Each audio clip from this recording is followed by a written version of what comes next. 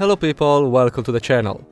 The last Nuzlocke was a lot of fun, but it really drained a lot of energy out of me, so for this video I decided to go back to my Pokémon Emerald solo runs. This time featuring Mudkip, which, according to many, is the best starter in Hoenn. And while I do agree, I'm not sure if that remains true if we exclude Marshtomp and Swampert from the picture. Mudkip's stat distribution is bad. 70 attack is nice, but my best move to exploit it will probably be Return. I already know 40 base speed is going to make a couple of fights a nightmare, and 50 on everything else is not too terrible, but nothing special either. The move pool is for sure better than Trico's, as I have a great stab option in Surf, and Hydro Pump, even if not reliable, is probably going to be a better option than Solar Beam was in most cases. Ice coverage is also nice, and there are few interesting egg moves, even though I won't have access to all of them during the run. And since I mentioned the egg moves, I should probably explain my rules, as they might differ from what you expect in a solo run. I don't use items in battle, and I play with the standard level caps you are used to seeing on Nuzlocke. These two limitations would make the game straight up impossible if it wasn't for a few additional rules. First, and most importantly, in my solo runs I don't limit myself to a single Pokémon of the chosen species. So in this case, I'll be allowed to train as many Mudkip as I wish, even though I can't use more than one at a time in battle.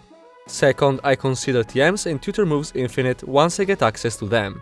And lastly, breeding is allowed as long as the game itself gives me everything I need to do so. Breeding can be great if there are good egg moves, but it's essential to find Pokémon with better stats. A couple more of details will probably be needed, and if you wish you can find a comprehensive rule set in the description, but for now, let's just jump into the run. As I'm forced to save the Professor from a savage level 2 Zigzagoon, you can see that I'm not willing to damage it, and instead I'm going to let it attack me until it flees.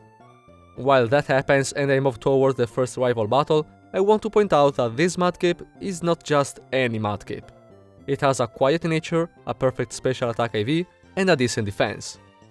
Yeah, I had to reset a couple of times, but since I'm aiming to show you the most consistent strategies I can think of, that was pretty much necessary. Anyway, after mashing the A button enough times, we are able to win the first battle of the run as Mace Trico goes down. The path to Rustboro is fairly easy and there's nothing worth showing, but once I reach the city, I decide to head north to battle that one mandatory hiker in front of the Whismur Cave. It is a bit annoying since Mudkip doesn't learn Water Gun before level 10 and I have to rely on Mudslap, but that's exactly why we're here. I don't want to gain any extra experience before I get access to the EXP share, and once the battle is done I will be able to reach level 10 and learn Water Gun.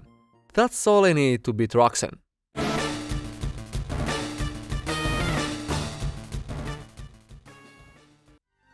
Unsurprisingly, the gym fight against Roxanne is hands down the easiest one of the run.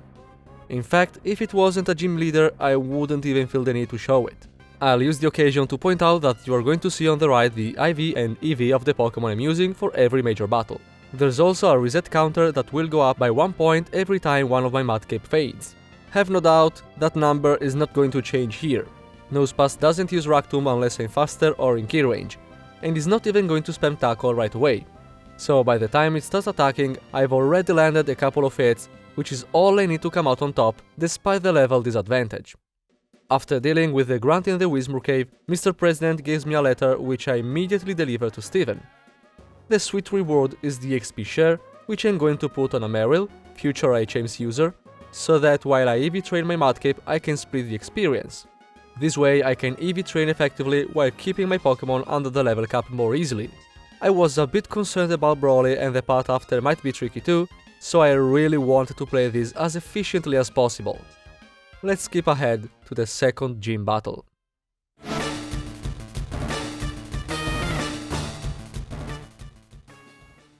Brawley leads with Machop, which is the only one I'm concerned about.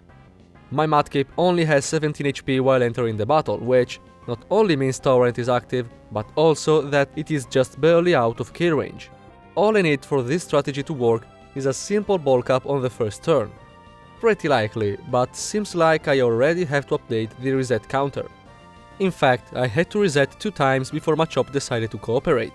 After hitting a torrent boosted Water Gun, my Oran Berry activates, and a regular Water Gun is always enough to take down Machop from there. Second is Meditate, which is worthless as ever. Focus Punch is its only damaging move, so all I need is to keep attacking until it goes down. If given the chance, Brawley will use both of his super potions to keep Tate alive, and that's something I exploited quite some times in the past, but here I don't need it and I'm just trying to kill it as fast as possible. Makuhita is last, and just like Machop, it will go down from 2 water gun if one of them is boosted by Torrent. So water gun number 1, no risk of triggering the Citrus Berry here, and then it sets up a bulk up. Now it sees a kill, but I'm just going to use Growl to counter the attack buff, and as a result Vital Throw leaves me with 7 HP. Torrent is obviously active, so a second water gun takes it down, winning me the battle. The next major fight is against his late pot rival. I made sure to reach the level cap before attempting this battle, and most importantly, I have EV trained both my defenses. The physical defense is meant to help against Wingull's wing attack, but I get lucky as it just goes for Supersonic and misses. 1 Rock Tomb is enough, and second is Grovyle. For the first time in my solo runs, I have a chance to use Bide. It's an unreliable option in most cases, but in this one it's great since Grovyle only has damaging moves, and the best one is Absorb, which, while super effective, it only has 20 base power. Maybe I went too far with the EV training on the special defense, because after tanking to Absorb, the bite damage is still not enough to kill Grovyle. Now that it's in overgrowth, the danger is real, but thankfully it has a really pro defense, so even after the healing from Absorb, a simple tackle is enough to take it down. Slugma is last, but it's so slow and fragile that there's no doubt it won't cause any trouble. With Mate defeated, I can finally reach Mauville, which is where my options really open up. Having access to the game corner TMs means I can now use Ice Beam, which is great to counter the occasional grass types and the Team Aqua and Magma members with the Zubat line. Most importantly, I can finally use the Daycare. As I show you once again Mudkip's egg moves, I better explain more clearly my breeding rules. First of all, I need to have access to both parent species. So in this case I won't be able to use Ice Ball until I reach Mostip, and sadly I'll never get access to Curse since Slowpoke is trade only from a completely different game. The move I want must also be learned within the level cap, so while I can have a Mudkip with Uproar, I can't have one with Stomp since Whismur learns it at level 25, but I can still exploit the breeding mechanics to find a Pokémon with a specific nature and IV. And that's the most crucial upside of using the Daycare. The next battle is going to be against Wattson, and even with a really good Mudkip, I'm honestly struggling to see a way to win. Well, let's get to it.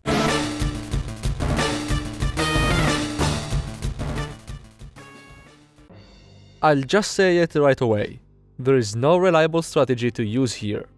I tested a lot of strategies with all the possible combinations I could think of, but in the end, the best way to do this is to teach Swagger from the move tutor in Slate Pot and get stupidly lucky with the confusion. There is a bit more to it, but not much. For example, against Voltorb I make sure to set up Mudsport so that at least I take half damage from electric moves.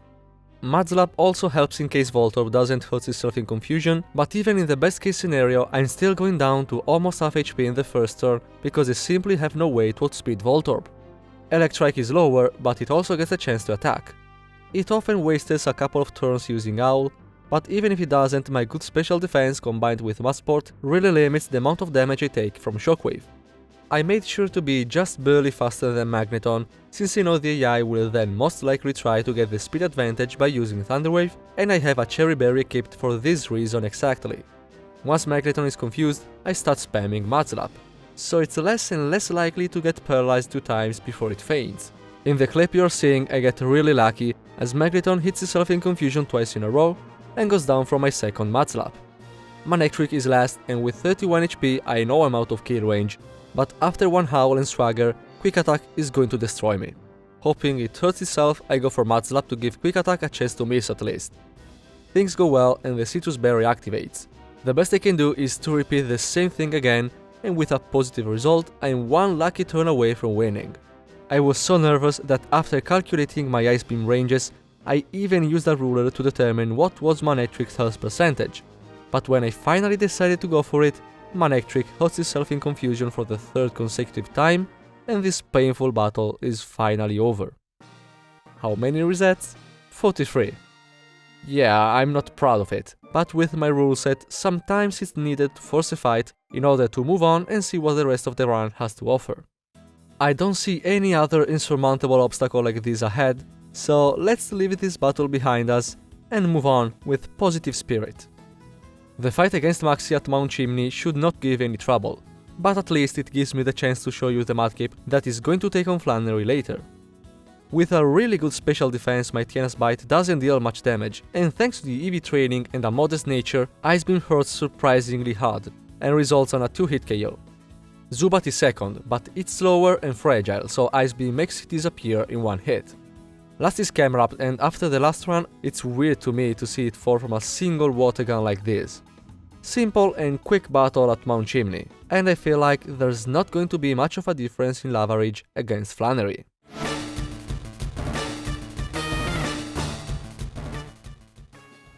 The Water Starter against the Fire Gem gives for sure a different vibe compared to what we've seen in Mobile.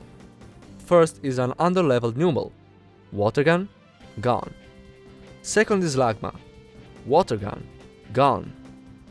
Now, with even a single point less on my special attack, Water Gun will not be guaranteed to one-shot Camerupt, but I made sure to not take any chances. There were enough resets already. Last is Torkoal, and this is too bulky for a one-shot. I go for Water Gun, and since my Mudkip is female, Torkoal will either use Sunny Day or an attacking move rather than attract. Both are good as long as I don't get crit, and I have a Cherry Berry in case of paralysis from Body Slam. All good, and even the lowest Body Slam roll was bound to activate Torrent, so now a boosted Water Gun is going to be enough to take down Torkoal. This was pretty much the same tactic used against Brawley, but I needed the type advantage to make it work here. Water Gun is not going to be enough from now on, so I can't wait to get my hands on Surf. To get access to that, I need to beat Norman, and since there's not really anything interesting between these two gym fights, let's just skip ahead and see how the battle against my father goes.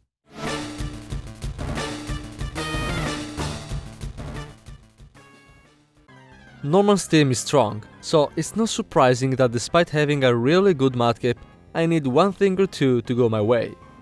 First, I really want the Spinda to use Theta Dance on turn 1.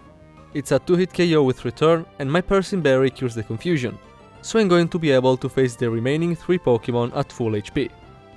They are all really fast, but thanks to my nature and high speed values, I'm going to be able to always attack first. Vigoroth has a decent defense though, so I won't be able to kill with just 2 hits. To avoid triggering a Hyper Potion, I use Rock Smash as Vigoroth damage really starts adding up. All I need is to dodge a couple of crits, and with 35 HP remaining, I should be fine for the rest of the battle. Another return takes down Vigoroth, and next is Linoone. It has a lonely nature, so it's always going to be a 2-hit KO with return. I need to dodge this crit. Or not, it can also use Belly Drum since it doesn't see a kill on my Mudkip. At this point it won't have another chance to attack, so we made it to the Slaking. The chances of losing from here are pretty slim. Since I'm faster, I can go underground with Dig while Slaking tries to kill me, and then I can safely attack while it's loafing around. Even with my power points maxed out, Dig won't be able to kill Slaking through all of its HP, the Citrus Berry and 1 Hyper Potion. But once I'm sure it's in potion range, I go for Toxic. The TM is available right after Flannery, and it's usually not a good idea to use it against Norman due to Facade, but in this case it's perfect. Pretty decent strategy, but I have to say I had to reset 2 times. Once because Spinda didn't use Theta Dance, and the other because I died to a crit. Anyway, it doesn't take long until Slaking faints, so now not only I have the badge boost that increases defense, but I also have my best stab option available. On my way to Fortree, I can finally pick up a couple of Citrus Berries, which are probably going to come in handy for the upcoming battles. I'm not worried about the Team Aqua admin at the Weather Institute, since Carvanha is really frail and keeping a Persim Berry is usually enough to effectively counter my Tiena. In this case it even missed Swagger, so really easy battle. The upcoming rival, however, can be scary since Grovyle now has Leaf Blade, and I made 2 mistakes. The first is that I underestimated Grovyle's speed, so even if my Mudkip is able to resist a Leaf Blade and lands a Rock Tomb, it's still slower, so it's not able to land the final blow with Ice Beam, and despite the Citrus Berry, it goes down. So I had to adjust a little bit my EVs.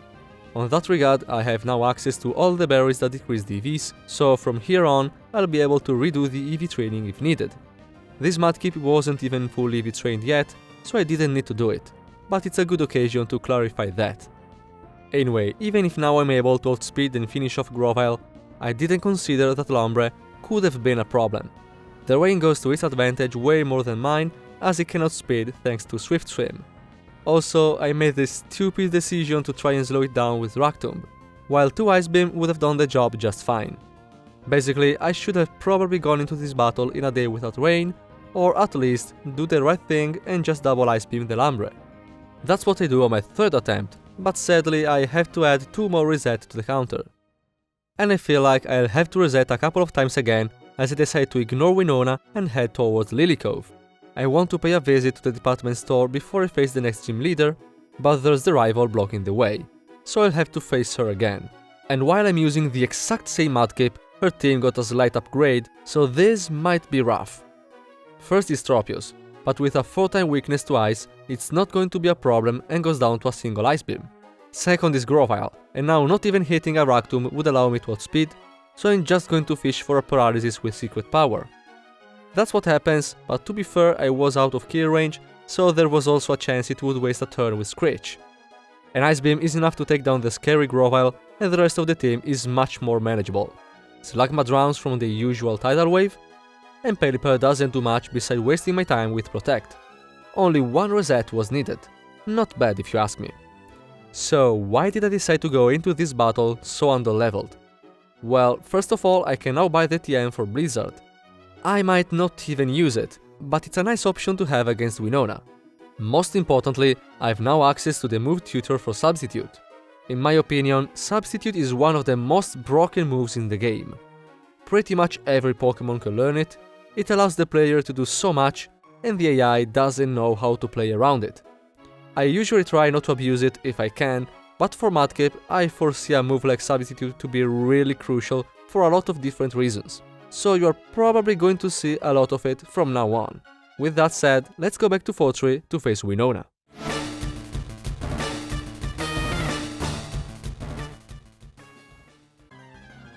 Swablu is first, and for this battle I'm going to need a Mudkip with great speed and special attack. A good defense is also nice, but it's not essential. Ice Beam has a 70% chance to one-hit KO Swablu, and I don't get a low roll, so the first Pokemon is down and my Mudkip gets the level up. Tropius is sent out second due to its grass move. I can easily outspeed and one-shot with Ice Beam, but since I know Tropius is going to waste a turn to take in Sunlight, I use the occasion to set up a Substitute. Now I use Ice Beam for the one-shot, and from here I'm in a really good position for the rest of the battle. Pelipper comes out, and I was thinking of the best way to kill it without risking to trigger an Hyper Potion. Thanks to the Mystic Water I have equipped, 2 Surf plus 1 Ice Beam should do the trick just fine, and while that happens you can already see how the AI tries in vain to use Supersonic, even though I cannot get confused behind a Substitute. With Pelipper down, only Skarmory and Altaria are left, and I wasn't 100% sure of the order. But as I expected, here's the Skarmory. The Substitute will prevent any accuracy drop from Sand Attack in case it decides to use it. But it doesn't matter as a critical Surf takes it down in a single hit. Defeating all the other Pokemon before Altaria means that I'm going to face Winona 6 at level 35. And at level 35, Ice Beam is no longer a range and always takes down Altaria in a single hit. Badge number 6 is mine, and now the level cap rises all the way up to 42. There's now the pretty tedious part where I have to deal with the Team Magma and Aqua, but the only interesting part is the battle against Maxi. I mean, it's not really interesting to be honest. Since I'm going to use the same Mudkip I had for Winona, I decided to not be shy and go for Substitute turn 1 as my Tiana tries in vain to lower my speed with Scary Face. From there I can just spam Surf and Ice Beam for the win. The worst Maxi can do is to pull off some shenanigans with Swagger or Confuse Ray, but with my Mudkip safe behind a Substitute, none of that concerns me. And if the last time we met this Camera died from a water gun, you can imagine what a Tidal Wave does to it. Now let me skip completely the Team Aqua hideout in Lily Cove and let's move on to Mudkip. The battle against Tate and Liza is usually the first one where I really need to come up with a good plan, as their Pokemon are really strong and there are a lot of factors to consider in a double battle. Tate and Liza are also a bit tricky for solo runs because sometimes there's no way you can win simply because it's a 2v1, and that feels to me like a stupid reason to drop a run.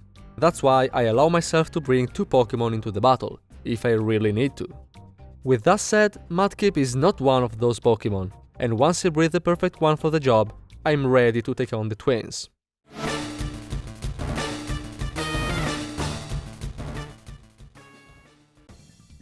Tate and Liza lead with Xatu and Claydol, and they send out a pre-damaged Mudkip and a Magikarp, just to fill the spot.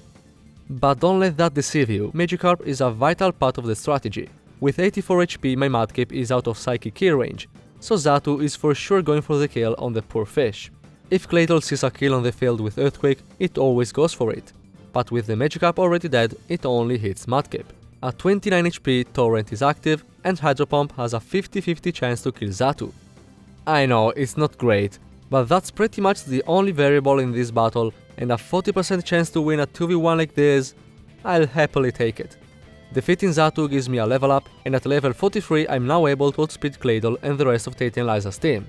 Solrock is next since it has a grass move in Solar Beam, and that's what I'm going to exploit.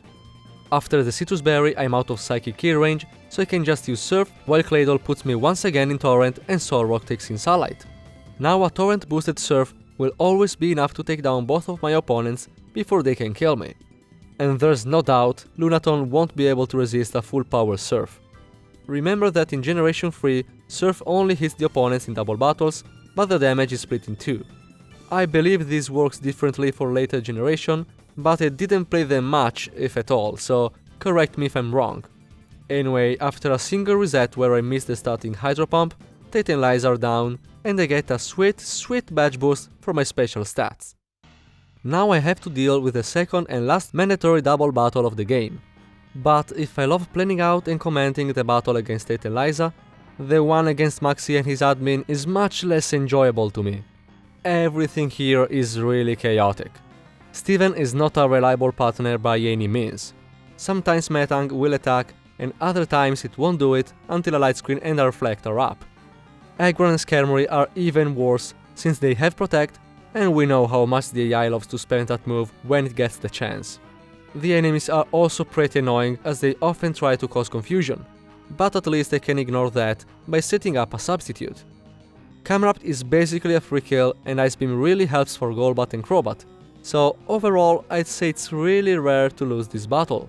With that said, I lost once because I was using a Mudkip without substitute, and I hit myself in confusion 4 times in a row. That was fun. Only Archie is left.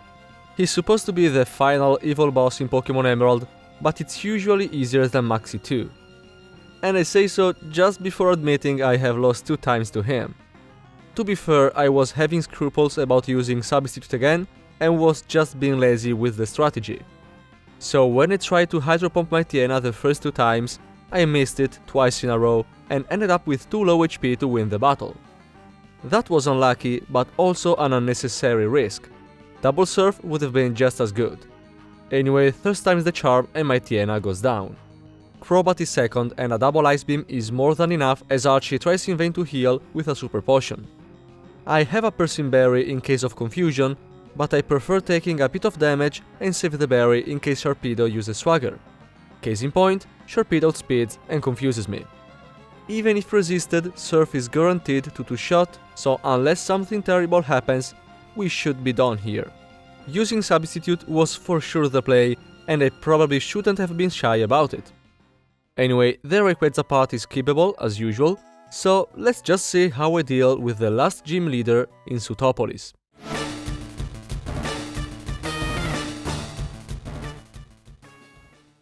While for the rest of the gym leaders I always aim to have a precise strategy to show you, in this case I am going to play more by feeling. There are a lot of different things that can happen during the battle, so I decided that spending a couple of hours trying to consider everything would have been slightly less than a waste of time. Anyway, this should work just fine. As you can see, I lead the battle with 45 HP and start by setting up a substitute. Due to the Water Pulse damage, I'm now down to 9 HP, which is the perfect occasion to use Endeavor. Mudkip learns Endeavor at level 46, and in case you are not familiar with this move, it simply brings down the opponent to your same HP value. One uses an Hyper Potion on his most embarrassing Pokemon, but another Endeavor puts Love Disc back to red. Despite the low HP, a Flay from Love Disc is not enough to break the substitute, and Secret Power finishes it off. Second is Whiscash, and I'd need to heal back with Rest. But before that, I can safely use once again Endeavor, while Whiscash breaks the substitute with Earthquake.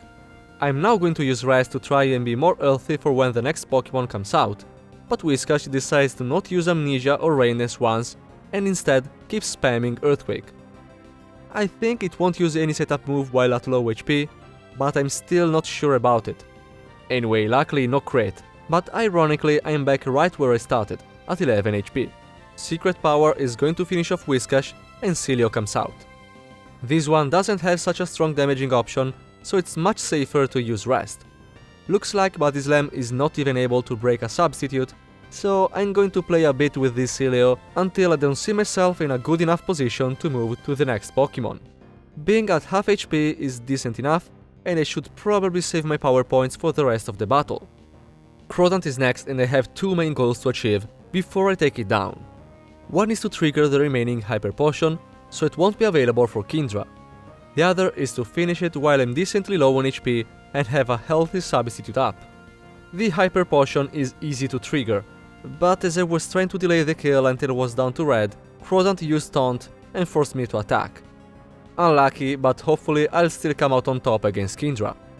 The main problem is that Kingdra loves to spam Double Team and has Rest to heal the damage I eventually managed to do through the boosted evasion.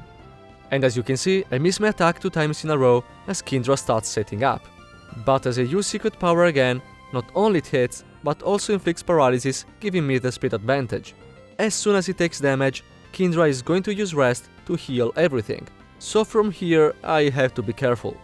First of all, I'm going to wait until it breaks my substitute, which thankfully happens right away. Setting up another substitute brings me down to 2 HP, which means 2 things. One is that landing Endeavor would be huge, and the other is that Kingdra will try to finish me off instead of using Rest. So once I bring down Kingdra to 2 HP, I should have at least 3 chances to hit a Secret Power before it breaks my substitute and kills me. And with a Secret Power landing on the second try, I'm finally able to win this pretty long battle and secure the final gym badge. I had to reset once, but that's expected when you are dealing with evasion strategies like this. We are getting closer to the endgame, but before we start talking about that, let's actually reach the Pokémon League. The only serious battle left on the way is the one against Wally, but even if his team is pretty decent, I don't think he will give much trouble. I had to redo a bit of EV training on my Mudkip, but the strategy itself is really straightforward. I'll tear it first, but I'm able to outspeed it and one-shot with Ice Beam. Then, since I made sure to start the battle in Torrent, I can simply use Surf to one-shot Magneton. Third is Roselia, but it's frail enough to die from Ice Beam even if I don't get stabbed, and Alketi will also go down to a Torrent boosted Surf. Gardevoir is last, and there's no way outspeed with this Mudkip, so I have to slow it down with Rock Tomb first. I'm obviously in Psychic Key range, but for some reason Wally's Gardevoir is guaranteed to always use Future Sight on turn 1, no matter what. So after hitting an 80% accurate Rock Tomb, all I need is to hit another 80% move, Hydro Pump. The chances of winning are above 60%, but I did it on the first try, so the reset counter stays the same. 55 resets do look like a lot, but you have to consider that if you leave out the gigantic brick wall that was Wattson, the number is reduced to 12, which I think is decent. But that number is probably bound to go up. When it comes to the Pokémon League, I do not save between battles unless it's clear that it's almost impossible otherwise. Also, I am going in with a team of 5, each one with a level cap based on the opponent it's going to face. So after a lot, and I mean a lot of time spent theory crafting my way to victory, let's see how the first attempt goes.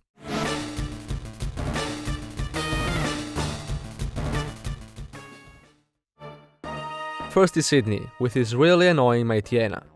The problem is that unless I'm able to outspeed and one-shot, this thing is most likely going to drop my accuracy with Sand Attack. A substitute makes sure to prevent that, but that's not its only purpose. Mightyena is not as likely to go for a second Sand Attack in a row, but after I manage to land on Hydro Pump, that's exactly what happens here. This is the best case scenario, and now while Sydney uses a full restore, I can use the much more reliable Surf for some really good damage. There's a chance Sydney switches for Cactur, so I go for Ice Beam for the final hit. No switch, but my Tiana goes down and my substitute is still up, so as Cacturne comes out, I'm safe from its needle arm.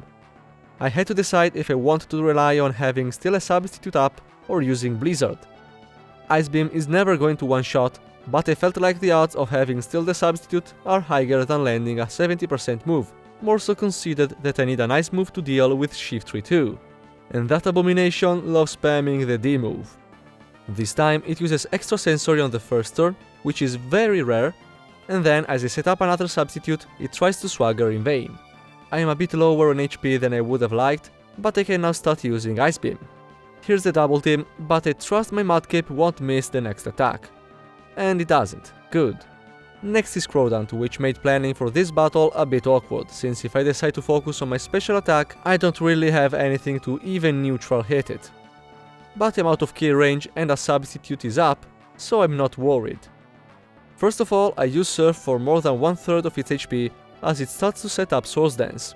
Now I'm dead to everything, and since putting it into full restore range would be pretty brutal for me, I decide to use Ice Beam as my substitute is broken by Strength. And here's another reason why substitute is so good on Mudkip. I can exploit it to safely put me in Torrent. And that's what I'm going to do since I'm not confident a regular Surf can kill from here. Looking now at the footage, I think Crowdant was actually always dead to a standard Surf. But oh well.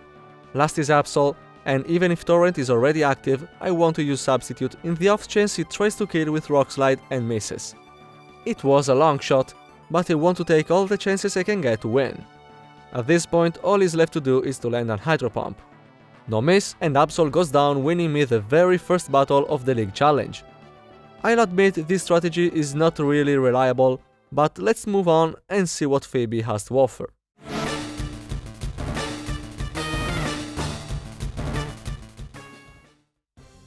The first Dusclops is out, and in order for this to work, I need my Mudkip to have no more than 101 HP. The first turn, Dusclops will always use Protect unless it sees a kill, so it's a free substitute for me. A double Surf always kills Dusclops while never triggering a full restore, and ideally it won't start spamming Shadow Punch in the process. One Shadow Punch wouldn't give me any trouble though, but here Dusclops just tries in vain to use Protect for a second time, so seems like things are going as smoothly as possible. Here's the second Surf, and next is Banette. This Banette is the one with less special defense and Thunderbolt, so I'm able to put it into full restore range with a single Surf, while it's guaranteed to attack me and break the substitute. While Phoebe heals, I set up another substitute, and 41 HP is low enough to activate Torrent. The next Surf is therefore going to take down Banette, and the other one comes out. This is the one with the high special defense, so I'm going to set up a Rain Dance while my substitute is once again broken. A Torrent Rain boosted Surf is enough to secure the kill both on Banette and on Sableye, but for the Dusclops it's not good enough. Remember that Mudkip only has 50 base special attack, so once again I'm gonna have to rely on Hydro Pump. Very good. First try, still going strong. 2 Elite Four members down, let's advance to the next room. The strategy I'm going to use against Glacia took me several hours to be defined, and finding the perfect Mudkip for it wasn't easy either. Let's jump into the third battle.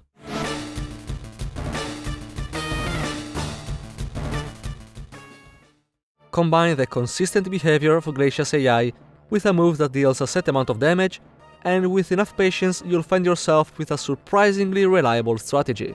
The first turn Celio is always going to use Hail, so I set up a substitute which brings me down to 76 HP, 68 after the Hail damage. So now, by using Endeavor, I am completely sure of how many HP remain to Celio. Not only that, but I can also calculate exactly how many HP I restore with the Shell Bell.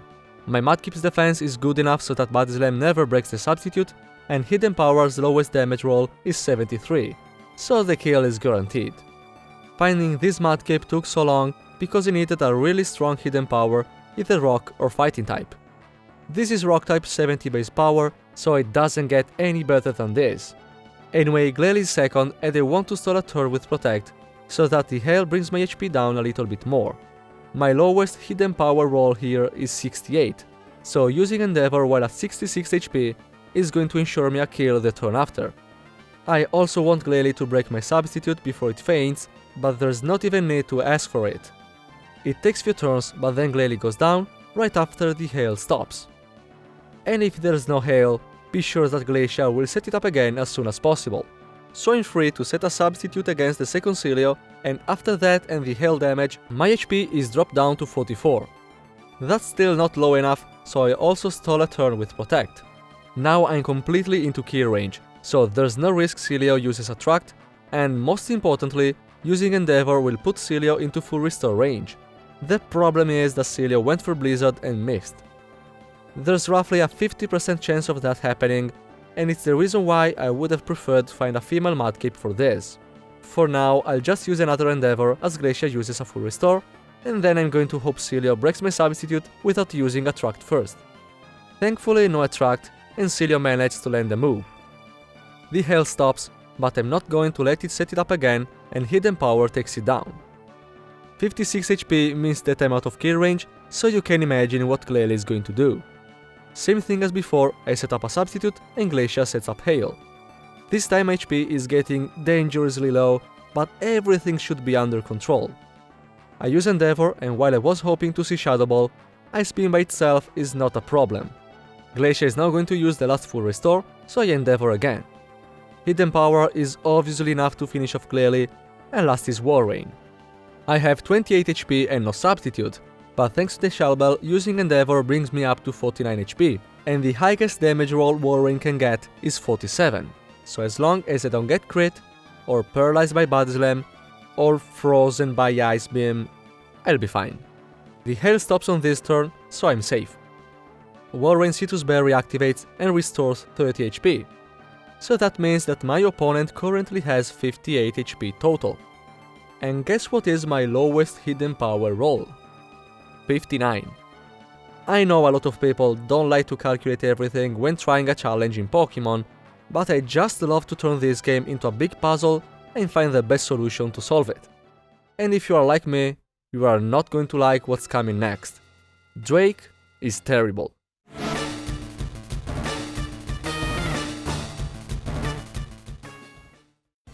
First of all, let me say that I thought Drake was going to be fairly easy since I have access to strong Ice-type attacks. Turns out, having picked a Pokemon with only 40 base speed is finally coming back to bite me. Shelgon is at least going to help me out. It has a really strong tendency to use Protect on the first turn, and even if it attacks, it should prioritize Rock Tomb to lower my speed. So unless it attacks and gets a crit, I'll always have a substitute up at the end of the first turn.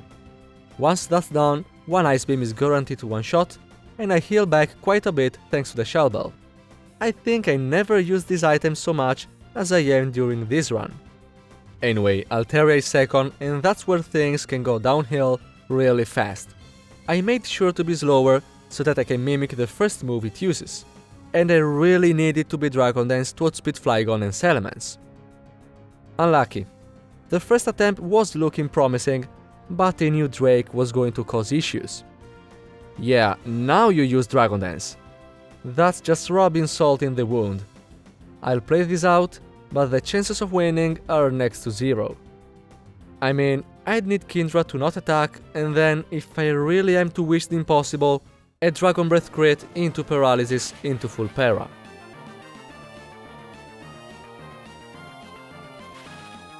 Well, now we just need to have a substitute up.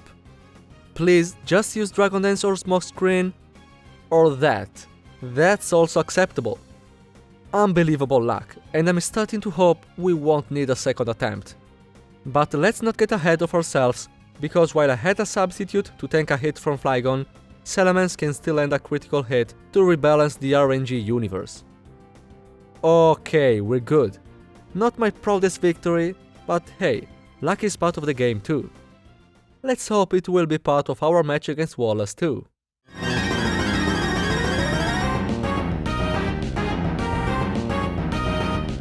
First is Wayrod, and since it doesn't see a kill, I'm banking on it using Rain Dance while I set up my substitute. Double Edge would ruin everything, but here's the Rain Dance, nice.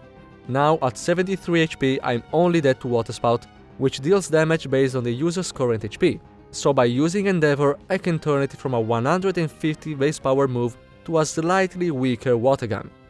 That's not even going to break the substitute. Also, thanks to Wailot's huge HP pool, I restored quite a bit of HP thanks to the Shell Bell. Now I can simply use Return to take it down, and as Ludicolo comes out, I'm into the most worrying part of the strategy. If things go well here, I should win. Ludicolo has Giga Drain, which, while it deals a ton of damage, its highest roll is 108. So it doesn't see a kill, and therefore is really likely to try and set up a double team or use Leech Seed. But nope. Okay, this is still not over, but I really needed to use double team and then land a return. Here's the double team, and good, I don't miss. Now the rain stops, so Ludicolo's Swift Swim is not active anymore and I can outspeed. I'm going to set up a substitute and hope it tries to Leech Seed. Okay, are we getting another Drake situation here? I have a substitute up so Leech Seed can't affect me, and I'm free to mimic it, which is pretty much my win condition. I'm in kill range though, so Ludicolo is going to destroy my substitute and heal a bit with Giga Drain.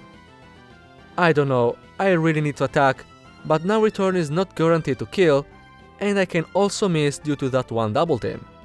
Moment of truth, it all comes down to this. I hit, and that was possibly the lowest roll imaginable. So Giga Drain kills me, and back to square one. Remember, I don't like to save between battles. Winning like that would have been incredible, but things didn't go my way and I can't even complain about luck, to be honest. But let me show you how that's supposed to go. Nothing different for Wailot. Ludicolo is pretty much the same, except that the only time it uses Giga Drain is after I already have used Mimic, and I have the low HP substitute still up. So the healing is not as impactful and hitting a second return guarantees a kill. The rest of Wallace's team is decently easy to beat once I have Leech Seed and Substitute. I have plenty of HP left, and Tentacruel really loves to use Toxic, so after setting up a substitute, I can safely use Leech Seed. Then I use Return while making sure to always replace the substitute when broken by the occasional Sludge Bomb. The healing is really consistent, and Tentacruel is known to have a rather weak physical defense, so after a couple of turns it goes down without even falling in full restore range. Next is Milotic, which doesn't have a decent damaging option like Tentacruel did, and loves to spam Toxic just as much. So same as before, Substitute, Leech Seed, and always careful to keep Substitute up to avoid poison. The problem is that Milotic is bulkier and loves to spam Recover. I have my Return PP maxed, so I'm ready to a potentially really long stall. But surprisingly, even if almost half of its HP was missing, Milotic decides to use Toxic instead of Recover, so the turn after I can go for the kill. Whiscash comes out, and since my substitute is still up, I go straight for Leech Seed. Whiscash doesn't have any move to inflict a status condition, but its damaging moves are Earthquake and Hyper Beam, and the latter makes it waste a turn, so more time for Leech Seed to refill my HP bar. One Hyper Beam even misses. The last one is gonna be Gyarados. Pretty much the same moveset as Whiscash, except this has Dragon Dance. It is not a problem. I actually prefer to be in Hyper Beam kill range so that I have more time to deal damage with Leech Seed. But I'm going to make a mistake. A really stupid one. And let me give you a bit of context. Between the first attempt and this battle, there were over 100 attempts. I literally have 10 hours worth of footage. I was about to give up. Knowing all of this, you can better understand how much tilt me what's going to happen. So, for now everything is fine. I'm even getting lucky with the Hyper Beam miss and the critical return. But as I saw Gyarados in red health, my brain just thought, Wallace is going to heal, let's set up a substitute in the meantime. Gyarados needed to recharge. Victory was right there, I just needed to use return. That hurts, but I'm still in a very good position. Endeavor deals some decent damage, and now all I need to do is to spam Substitute until Gyarados uses Hyper Beam and deal some safe damage from there. Not sure if I was being greedy or tired, but as Gyarados destroys the Substitute with Earthquake, I use Return. If it uses Hyper Beam now, there's a 1 in 3 chance my Mudkip gets one shot. And it gets a crit. After a few days spent fighting the Elite Four over and over, this was the coup de grace. So I made a pact with myself. If the next time I go against Wallace I lose, I'm just going to save before it. And I wish I could tell you how in the very next attempt I managed to beat the game, but that would be a lie. At this point you have already seen how I'm planning to beat Wallace, and it would be pretty redundant to show you the whole thing all over again. So allow me to spare you the most part. Just look how I make sure to always have a substitute up against Gyarados. I learned my lesson the first time, no need to repeat the same mistake. So it is with a bittersweet taste that I'm finally able to finish my Mudkip solo run. Before ending the video, I must update the reset counter. I also want to give you some numbers, not only because I find them quite interesting, but also because it's the only way to give justice to those 10 hours spent trying to win the last 5 battles of the run. For Sydney, you've already seen one of the most average match I can think of. Sometimes the Maitena did not cooperate, sometimes I lost because I missed an Hydro Pump on Absol, but it also happened to win due to a lucky freeze or without having to rely on Hydro Pump for Absol. Overall, it wasn't a reliable strategy. A win rate of 51.4% and a total of 54 resets really shows it. Considering that I improved my decision making while I was playing, these win rates should probably be a little bit higher, but you get the idea. For Phoebe, there's not much to say. The only way I lose is if the first Dusclops spam Shadow Punch, really uncommon, or if I miss the Hydro Pump at the end. The win rate is lower than I expected, 66.7 win rate and 19 resets. Glacia, as you might expect, is the most reliable. I actually got a bit unlucky here, but the win rate is still a solid 84.2% with just 6 resets. Drake is hands down the worst one so far. I don't know what's the chance for Altaria to use Dragon Dance, but it's for sure less than I expected. And even when I managed to mimic the right move, Altaria has a chance to crit with Double Edge, and that happened a couple of times. So with a mere 43.7% win rate, Drake cost me 18 resets. And Wallace. Before I decided to save, I lost 14 times to him. And here I thought Trico was going to be the worst one. It might be because that run was played months ago, but I feel like Mudkip, while was overall better, got brickwalled a lot harder. And a total of 166 resets really goes to show that. I've said pretty much everything I wanted to. I hope my number geek Bane didn't drive away all of you at the end, because if it did, I couldn't thank you for sticking around until the end of the video. I hope you enjoyed it. Let me know what you think in the comments. I'm always happy to read some feedback, exchange ideas and stuff like that. You have a nice day, and as for me, back to theory crafting.